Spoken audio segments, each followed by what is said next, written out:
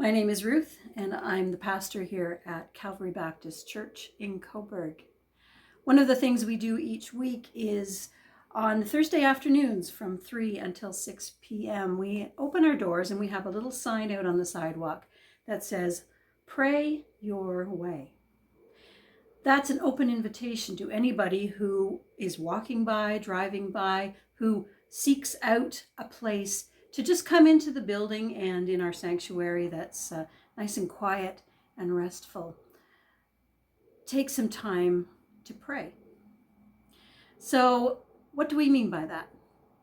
What does the invitation mean when we say, pray your way? What are we talking about? Well, for us as believers in Jesus, as Christians, we have a particular understanding of prayer. Prayer is different from meditation. Meditation can be a very valuable exercise in being still, in just considering thoughtfully and intentionally, maybe an idea or an event, something that's happened to you, and taking time to just sort of dwell in that space and consider and seek what meaning you might find in the focus of your meditation. As Christians, we believe that prayer is different from meditation. Prayer is a conversation. Prayer is talking and listening. For some people, prayer may seem kind of pointless, to be honest. Prayer may seem irrational, like we're talking to our imaginary invisible friend. For some people, prayer may remind them of disappointment. It may be something that they feel that they've tried. There may be a time in your life when you prayed for something and it did not come through.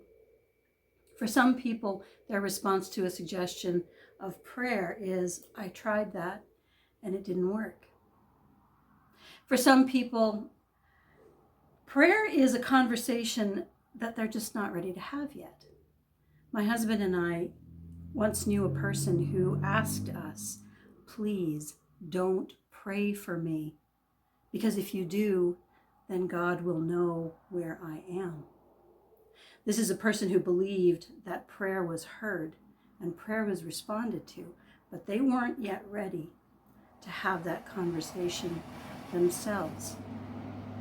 But they were on the right track. They understood that prayer is substantive.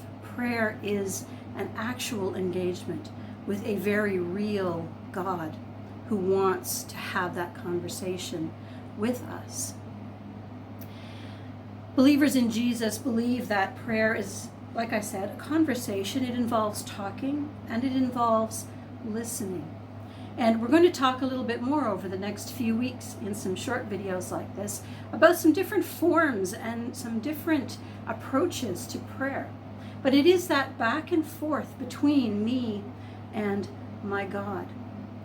It is me learning more about myself as I start talking to God and find out what comes out of my mouth.